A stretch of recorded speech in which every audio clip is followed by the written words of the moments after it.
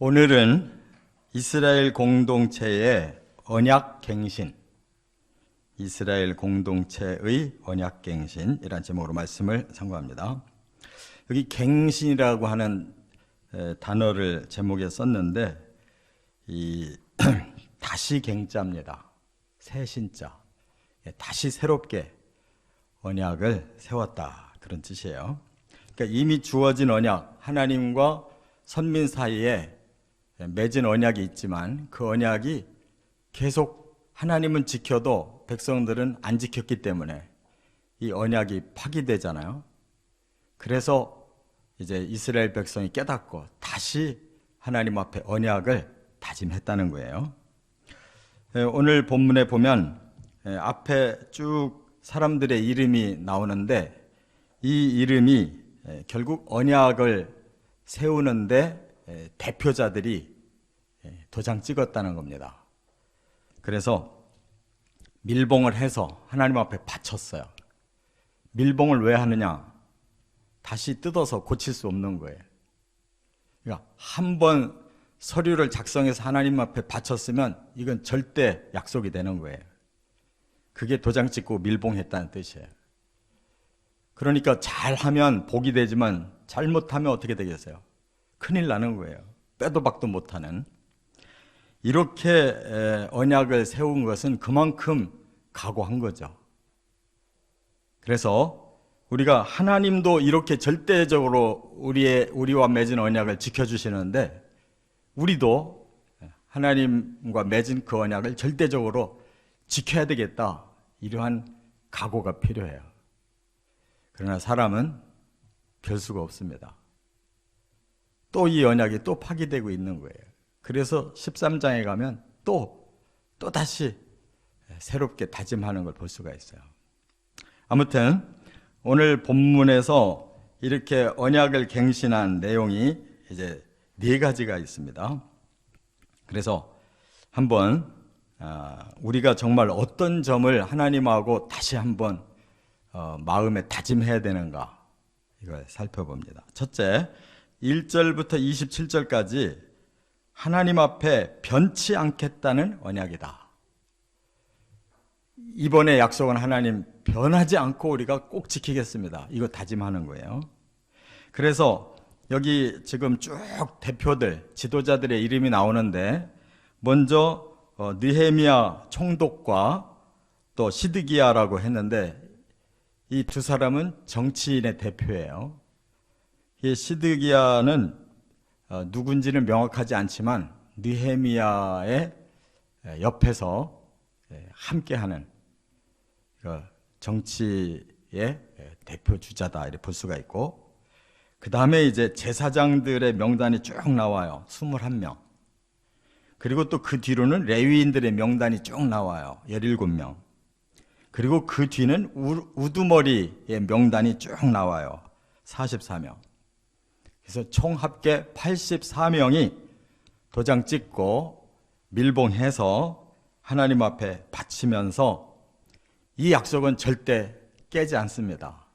그거에 변치 않고 이 말씀대로 살겠습니다. 근데 예수님께서 뭐라고 그러셨어요? 도무지 맹세하지 마라 그러셨잖아요. 이 사람들은 이렇게 맹세를 해서 죄가 큰 거예요. 아예 예수님은 사람은 맹세할 만한 자격이 없는 사람들이에요. 막 죽어도 하겠다고 해놓고 죽어도 못하는 것이 사람이에요. 예수님 뻔히 알기 때문에 오죽하면 당신께서 대신 십자가로 죽어서 죄값을 치러주겠어요. 불가능한 사람들. 근데 이렇게 약속을 철석같이 하잖아요. 이게 바로 사람의 모습이라는 걸 우리가 깨달아야 돼요. 그래서 지키면 다행인데 하나라도 틀렸다, 못 지켰다, 그러면 맹세가 헛맹세가 되는 거죠. 그럼 하나님 모욕하는 거예요. 하나님 이름으로 약속했기 때문에 하나님의 이름을 먹칠하는 거예요. 하나님에게 욕이 돌아가게 하는 이런 맹세, 그것은 우리에게는 죄를 더 쌓는 격이에요. 그러니까 얼마나 우리의 죄가 크냐. 얼마나 씻을 수 없는 큰 죄를 지었느냐, 이걸 깨달아야 돼요.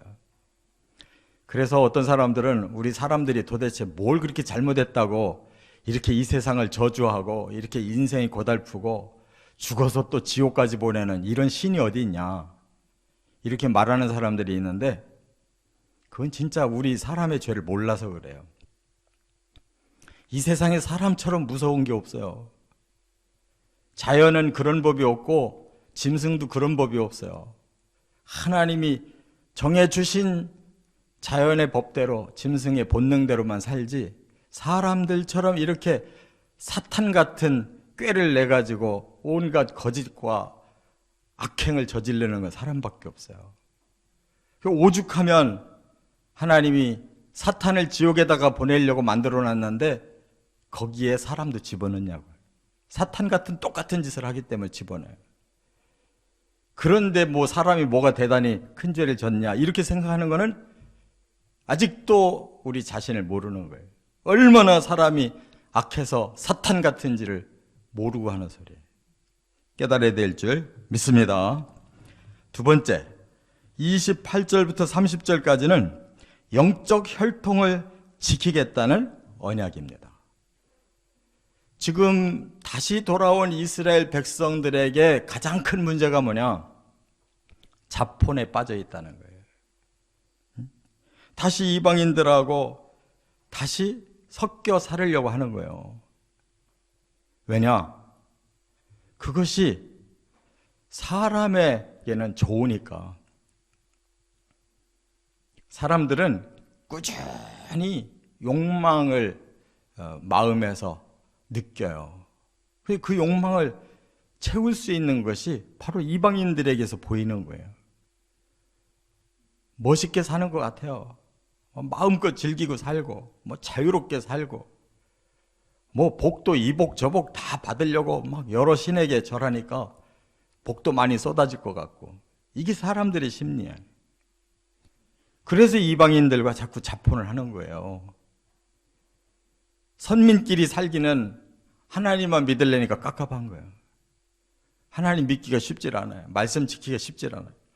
왜 이렇게 힘들게 살아야 되냐, 그냥 편하고 쉽게 살자, 이게 사람들의 심리예요.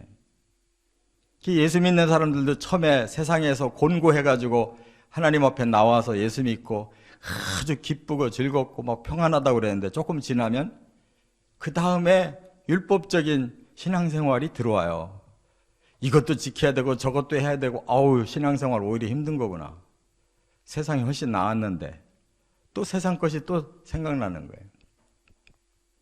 참된 거룩이 없어요. 사람은 조금 거룩해질 때가 좋은 거지, 계속 거룩해지자고 그러면 바로 거부감이 생기는 게 인간들이라는 거예요. 그래서 이렇게 자꾸 섞이니까 결국 뭐가 문제냐? 사람이 육의 피를 섞는 게 문제가 아니에요. 그것으로 인해서 하나님 외에 가짜 신들을 믿고 거기에다가 복 받겠다고 빌고, 그리고 받은 복은 결국 인간의 쾌락을 즐기려고 잘 먹고 잘 살고 뽐내고 시컷 평안한 거 누리고 자기 높아지고 권력 쥐고, 이게 사람들의 속성이에요. 그래서 우상을 섬기고 이방의 문화를 받아들이면 점점 사람들이 세속화되고 타락한다는 거, 이걸 하나님이 아시기 때문에 그 출발점이 자폰에서부터 나오는 거예요. 이방인과 자꾸 교류하면서부터 나온다, 그 말이에요. 그래서 지금 하나님께서 원하시는 지금 현재의 가장 중요한 법, 자폰하지 않겠습니다. 우리가 영적으로 자폰이 꼭 결혼만 자폰이 아니에요. 사업도 자폰이 있고,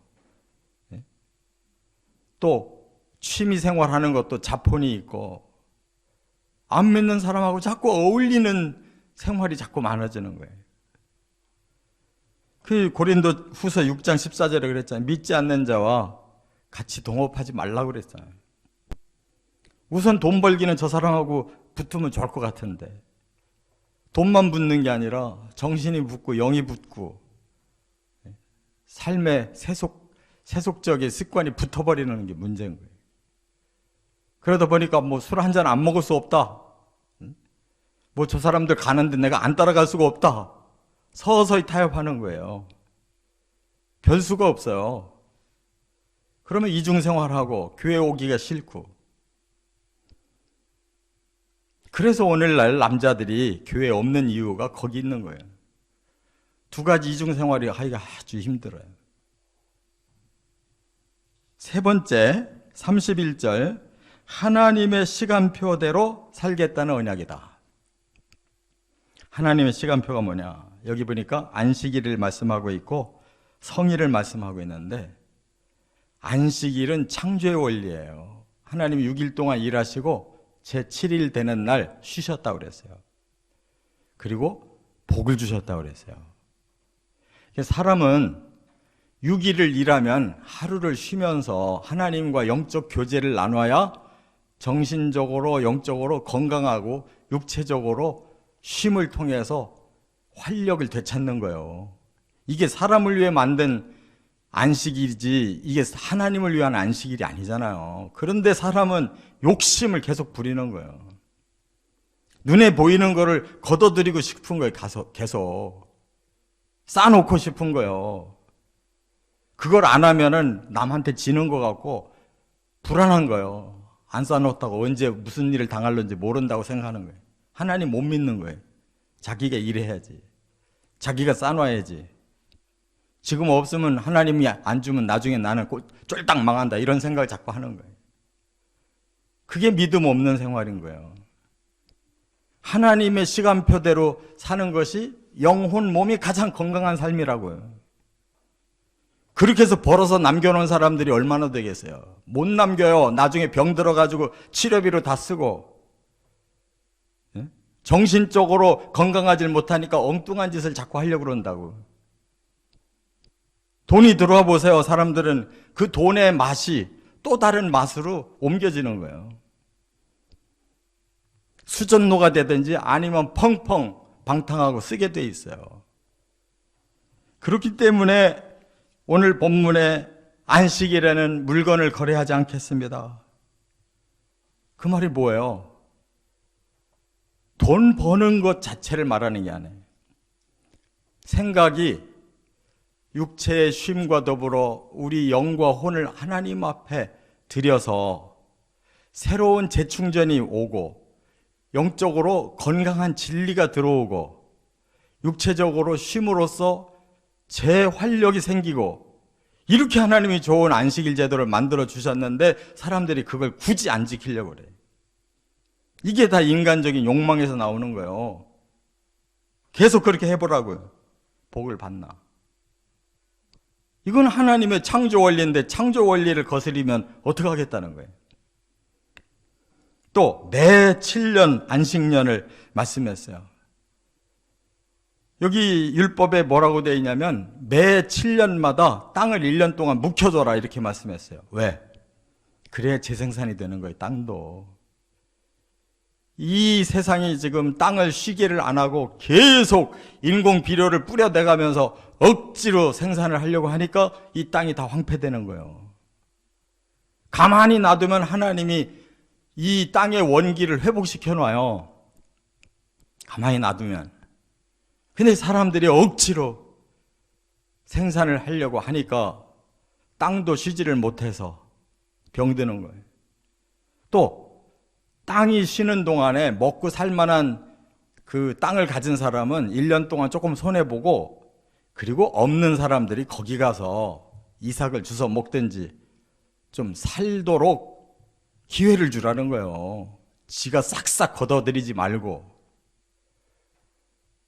그냥 한 톨이라도 막 남기면 안 된다고 싹싹 걷어들이는 이런 너무 인색한 삶을 살지 말라는 거예요. 그리고 7년째 되거든 탕감하는 한 해를 삼아라 그랬어요. 빚을 얻은 사람이 도저히 갚을 길이 없는데 7년이나 쌓였단 말이에요. 그러면 더 이상 갚겠어요? 못 갚지. 탕감 제도를 줘라는 거예요. 7년에 한 번씩이라도. 그 사람 다시 살아날 수 있는 기회를 줘라. 그래야 나중에 좀 갚을 수가 있지. 7년이고 14년이고 뭐 49년이고 계속 너 빚 안 갚는 동안에는 내가 용서 안 한다 이렇게 나가면 영영 못 갚는 거예요. 한 번씩 탕감을 하고 용서를 해줘야 사람이 정상적으로 돌아올 기회가 온다 그 말이에요. 이게 다 사람을 위한 선순환의 원리를 주신 거 아니에요? 사람을 위해서 줬지 하나님 거기서 뭘 받으시냐고. 하나님의 시간표가 정답인 거예요. 이렇게 살면 하나님이 필요한 걸 더 채워주신다는 거예요. 할렐루야. 믿으시기 바랍니다. 하나님 말씀대로 살아보세요. 괜히 욕심부리다가 병나고 사고나고 주일날 안 갈 때 자꾸 돌아다니다가 사고 나잖아요. 그런 거 많이 못 봤어요? 이렇게 하나님의 시간의 선순환에 순종하면 복이 된다는 거예요. 네 번째, 32절부터 38절 하나님의 물질 원리대로 살겠다는 언약이다 하는 거예요. 시간의 원리만이 아니라 물질의 원리를 여기서 또 가르쳐주셨어요. 보니까 32절부터 해마다 3분의 1 세계를 하나님 전에 드려라 그랬어요. 본래 율법에는 2분의 1 반세계를 드리라고 그랬어요. 예수님도 그런 말씀 있잖아요. 베드로가 저희들 보고 성전세 안 내냐고 물어봅니다. 어떡할까요? 그러니까 주인의 아들이 세 내는 거 봤냐. 그러나 그 사람들에게 덕을 위해서 네가 가서 낚시해가지고 물고기 입에서 한 세계를 꺼내가지고 그거 가지고 네 목과 내 목으로 성전세 바쳐라 그런 적이 있었잖아요. 성전세는 하나님에게 드려서 하나님의 성전이 운영되도록 하라는 거예요. 하나님 성전을 맨손으로 하는 거 아니잖아요. 그래서 우리가 헌금하는 원리를 잘 알아야 돼요. 하나님을 믿고 하나님의 전을 출입하는 사람은 하나님의 전이 운영되도록 드려야 될 의무가 있는 거예요. 이게 3분의 1 세계 혹은 반세겔이라는 돈이에요. 그래서 여기 보니까 진설병도 만들고 소재 드릴 소재의 재료, 상번제 재료, 안식일 또 월삭 이러한 재료들을 제사 재료를 그걸로 다 사서 써라. 성물을 사서 사용하고 속죄제, 성전의 모든 일에 다 사용해라 그랬어요. 오늘날로 말하면 교회 운영비를 성도들이 일정하게 걷어서 운영비를 써야 된다는 뜻이에요.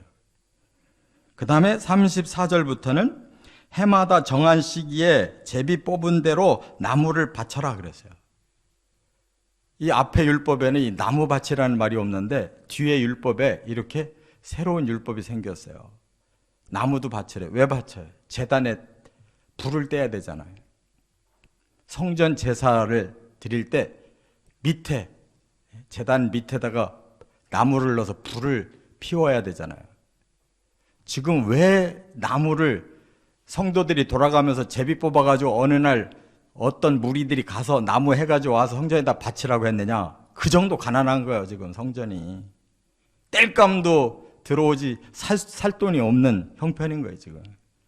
그러니까 성도들이 자원봉사해서 서로 돌아가면서 제비 뽑아가지고 땔감도 갖다 놓으라는 거예요. 하나님 일을 위해서. 이게 떳떳한 일이 아니잖아요. 그 다음 35절에는 해마다 토지 소산의 만물, 각종 과목의 첫 열매, 또 맏아들, 가축의 첫 새끼 다 제사장에게 드려라 그랬어요. 왜? 그게 제사장의 응식이에요. 첫 예물을 가지고 살으라는 거예요, 제사장은. 그게 제사장의 생활비라는 거예요. 자식도 첫 아들은 하나님 거라고 하나님께 대신 속전을 바치게 했잖아요. 같이 키우는 사람 첫 번째 새끼 하나님 거라는 거예요. 과수나무 키우는 사람 첫 번째 맺어진 열매 하나님 거라는 거예요. 그래서 하나님이 성전에 가져오면 그거 제사장 몫으로 준 거예요. 네가 먹고 살아라. 이게 물질의 선순환이라는 거예요. 물질이 이렇게 선하게 돌아가게 만들으라는 거예요. 또 37절부터는 산물의 11조를 얘기했어요. 산물의 11조는 레위인에게 드려라 그랬어요. 그러니까 제사장을 보조하는 레위인들이 훨씬 많은 거예요. 그래서 레위는 지파가 있잖아요. 한 지파. 11지파가 11조 내서 한 지파를 살게 해줘야 된다는 거예요. 그래야 레위인들이 따로 생활 안 하고 하나님만 위해 봉사하고 제사장만 받들어 섬길 수가 있다는 거예요. 그래서 11조 원리는 11지파가 한 지파를 먹여 살리는 원리인 거예요. 제대로만 한다면 레위 지파가 더 풍성하게 살게 돼 있어요. 왜? 11지파에서 11조를 내니까 11개 몫이 들어오는 거잖아요. 하나님의 일을 하는 사람들이 가난하게 살고 굶주리라고 결코 말씀하지 않아요. 하나님의 일을 잘하면 오히려 더 복을 받고 살게끔 하나님이 제도를 만들어 놓으셨어요. 그런데 왜 문제가 되느냐? 사람들이 11조를 안 바치니까 레위인들이 성전에서 받을 몫이 없는 거예요. 그러니까 개인이 다시 밖으로 일하러 다니는 거예요. 그래서 레위인들이 하나님 앞에 헌신을 못한 거예요. 그러니까 성전 제도가 뒤집어진 거예요. 그래서 지금 다시 개혁하면서 성전의 물질 제도를 다시 세워주는 거예요. 선순환. 하나님 일하는 사람 마음 놓고 하나님 일만 하게 하고 일반 지파들이 그들의 생활비를 책임져라. 그리고 레위인들도 11조 내라. 왜? 그 레위인이 11조 낸 걸 가지고 제사장이 사용하도록 해라.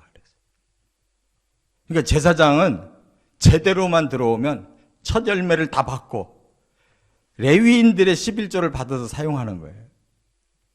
얼마나 풍성하겠어요. 근데 제일 제사장이 힘든 것이 뭐냐? 안 들어오니까 첫 열매도 안 맺고 레위인들이 11조 낼 게 없으니까 11조 못 내면 제사장이 제일 굶게 생기는 거예요. 거쳐서 들어오게 돼 있기 때문에. 그러니까 제사장들이 사라져 버리잖아요. 오늘날 교회 원리도 똑같아요. 뭐 자꾸 11조를 내야 성경적이냐 비성경적이냐 바보 같은 소리들을 하지 말아요. 성경의 원리가 뭔지를 모르는 거예요. 그건 돈이 아니고 하나님이 이 세상에 물질을 주신 선순환의 원리야. 영적인 일을 하는 사람들에게는 헌금을 돌려서 살게 하고 영적인 일을 잘해서 성도들이 신령한 은혜로 복을 받아서 더 많은 축복이 되도록 물질을 선순환시키라는 게 원리지 무슨 놈의 11조를 내야 되냐 안 내야 되냐 그게 무슨 중요한 의미냐고요. 이와 같이 하나님의 원리대로만 사람들이 똑바로 살면 모두가 다 복을 받고 하나님 영광을 거두시는 거예요. 할렐루야. 오늘 본문에 너무 중요한 4가지 개혁했어요. 하나님 앞에 약속한 대로 반드시 지키겠습니다. 또 하나님 앞에 영적인 혈통, 믿음에서 어긋나는 일 안 하겠습니다. 하나님이 주신 시간의 원리대로 살겠습니다. 하나님이 주신 물질의 원리대로 살겠습니다. 이렇게 살아보라고요. 이렇게를 안 살고 자꾸 옆으로 빗나가니까 하나님 이 세상의 선순환이 안 돼가지고 이렇게 자꾸 악순환이 벌어지는 겁니다. 왜? 사람들의 욕망이 그게 아니기 때문에 진리를 순종을 안 해요. 그래서 다음에 말라기도 나오는데 너희들이 한번 시험 삼아라도 11조를 드려봐라 그랬잖아요. 온전한 11조를 한번 시험 삼아라도 드려봐라. 그만큼 하나님의 이 원리는 너무너무 중요한 원리라는 거예요. 순종만 하면 모두가 함께 순종만 하면 그 선순환의 원리대로만 돌아가면 그게 낙원되는 거예요. 우리도 모두 함께 마음을 다 좀 열고 비우고 하나님의 진리 앞에 겸손하게 순종하여 모든 것이 선순환의 복이 되어지시기를 주의 이름으로 축원합니다.